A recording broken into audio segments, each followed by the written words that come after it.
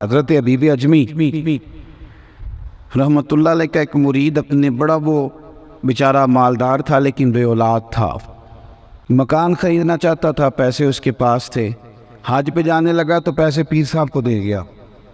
حبیب اجمی رحمۃ اللہ علیہ کا مرید جاتی دفعہ پیسے دے گیا، کہنے لگا حضرت میں جا رہا ہوں حج پہ، تو بچے بھی کوئی نہیں، بیوی بھی انتقال کر گئی ہے، اور یہ میرے پیسے ہیں، میرے لیے کوئی مکان خرید دیجیے گا، میں انشاءاللہ واپس آ جاؤں گا، اور ذرا اچھا سا خریدیے گا، میں کسی یار کے ذمہ بھی لگا سکتا تھا، اللہ کے بندے کے ذمہ اس لیے لگایا کہ بہترین خرید کے دے۔ تو حضرت حبیب اجمی کہتے ہیں وہ تو چلا گیا، تو میں سوچ میں پڑ گیا کہ اس نے کہا بہترین، تو اب کون سا بہترین خریدوں؟ توجہ ہے میری بات پر، کون سا بہترین خریدوں؟ بالآخر حضرت نے اس طرح کیا کہ پیسے یتیموں مسکینوں میں بانٹ دیے۔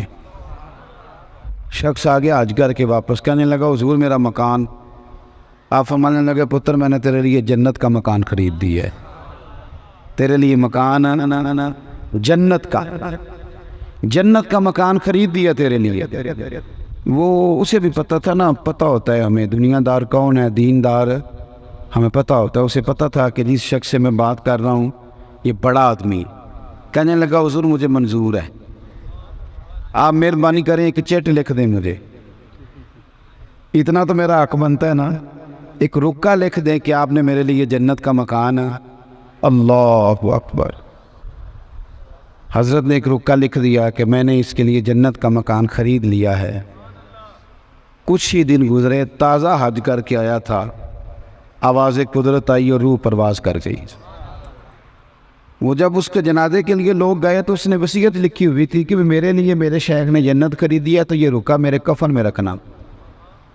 میں رب کریم کی بارگاہ میں عرض کروں گا کہ اللہ تیرے ایک نیک بندے نے یہ کہا تھا کہ میں نے تیرے لیے جنت خریدی ہے، اب وہ رکا رکھ دیا کفن میں، بندہ انتقال کر گیا، وہ بھی مطمئن تھا، پیر بھی مطمئن تھے، پر کچھ دائیں بائیں بھی تو ہوتے ہیں نا، ان کا بھی تو کچھ کرنا پڑتا ہے نا، یہ بھی تو بڑی مصیبت ہے نا، ہے یہ بھی بہت بڑی مصیبت ہے۔ دائیں وہ ایک بادشاہ تھا نا، کنجوس، بڑا کنجوس تھا، تو ایک آدمی تھا بڑا ذہین، تو بادشاہ اکثر انعام کے نام دیتے رہتے ہیں پر وہ کسی کو کچھ بھی نہیں دیتا تھا۔ وہ ذہین آدمی آ گیا تو لوگوں نے اسے کہا تجھے تب مانیں گے جب بادشاہ سے کوئی چیز نکلواؤ، تو وہ کہنے لگا بادشاہ سلامت آپ سے انعام لینا ہے۔ تو بادشاہ کہنے لگا جی میں تو اسے انعام دوں گا جو میرے سوال کا صحیح جواب دے گا، انعام دینا نہیں تھا نا۔ اس نے کہا جی پوچھیں۔ کہنے لگا جی یہ میرے ہاتھوں کی ہتھیلیوں پہ بال کیوں نہیں، باہر والی سائڈ پہ تو اندر کیوں نہیں؟ تو وہ بندہ بڑا ذہین تھا، کچھ لوگ ذہین بھی ہوتے ہیں، فتین بھی ہوتے ہیں، اللہ تعالیٰ انہیں یہ نعمت دیتا ہے۔ کہنے لگا بادشاہ اس لیے آپ کیا ہتھیلیوں پہ بال کوئی نہیں کہ آپ سخی بڑے سخاوت کر کر کے نا تو بال سارے گھس گئے ہاتھوں سے۔ وہ پرلے درجے کا کنجوس تھا، اسے غصہ آیا، کہنے لگا میرے تو اس لیے نہیں ہے تو تیرے کیوں نہیں؟ کہندا تساں دیتا بڑا ہے تو میں لیتا بڑا ہے، تواڈے دے کس گئے تو میرے لے کے۔ اور بادشاہ کو غصہ آیا، دینا چاہتا کچھ نہیں تھا اور غصہ آیا، کہنے لگا تیرے میرے تو اس لیے تو یہ سارے ہو کے کیوں نہیں؟ کہنے لگا آپ دیتے رہے میں لیتا رہا ہوں، یہ بیچارے ہاتھ ملتے رہے اس لیے ان کے بھی کوئی نہیں۔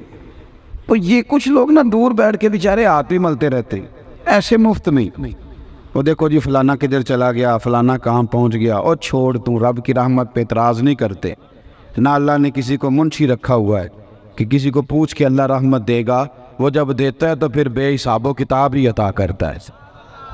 اب وہ مرید نے رکا لے لیا، پیر صاحب نے دے دیا، وہ چلا گیا دنیا سے۔ کچھ لوگوں کو بڑی پریشانی تھی، جب چھوٹی موٹی چیم گوئیاں ہونے لگی تو حضرت حبیب اجمی نے سر سجدے میں رکھ دیا، کہنے لگے مالک تو دلوں کے حال بھی جانتا ہے اور پردہ پوشی بھی جانتا ہے، مہربانی کر پردہ پوشی عطا فرما۔ تو لوگ کہتے ہیں کہ جب صبح اس کے کچھ عزیز اس کی قبر پہ گئے تو قبر پہ رکا پڑا تھا، لوگوں کو جا کے خبر کر دو کہ اللہ کے بندے نے وعدہ کر لیا تھا تو اللہ نے جنت عطا کر دی۔ تو آخرت کے لیے تیاری فرمائیں، اپنے روزمرہ کے معاملات میں دو چیزوں کو ضرور شامل کریں۔ ایک تو فرض نماز تو پڑھنی ہے نا، کم از کم 2 نفل رات کو سونے سے قبل، اور پھر دعا اپنے لیے، اہل و عیال کے لیے، سرکار کی امت کے لیے۔ اس کا ضرور معمول بنائیں، ضرور۔ دیکھو نا یار، اماں بھی روز کہتی ہے رات کو کہ تو گھر آنا ہے تو میرا تیار بھی نہیں پوچھتا، تو ماں باپ کا بھی اگر آپ توجہ نہ کریں تو یہ حال ہے، تو رب کریم کی طرف آپ خیال ہی نہ فرمائیں۔ حالانکہ اس کو ضرورت نہیں ہے ہماری عبادتوں کی، لیکن یہ تو ہمارے لیے ہے نا۔ ایک تو 2 نفلوں کا ضرور مزاج بنائیں، اور دوسرا بڑی بھی جلدی ہو نا کام پہ جانے کی، اور بڑا تھوڑا وقت ہو، اور آپ 1-2 رکوع پڑھ نہ سکیں تو قرآن کھول کے صرف زیارت ہی کر لیا کریں، اس لیے کہ قرآن کو دیکھنا بھی عبادت ہے۔ تو ان 2 چیزوں پر ضرور توجہ کریں، اپنی آخرت کا مزاج بنائیں۔ دعا کرتا ہوں جو میں نے کہا میرا اللہ قبول فرما لے، گفتگو میں کہیں بھول گئے تو اللہ ہم سے درگزر فرمائے۔ آخر دعوانا ان الحمد للہ رب العالمین۔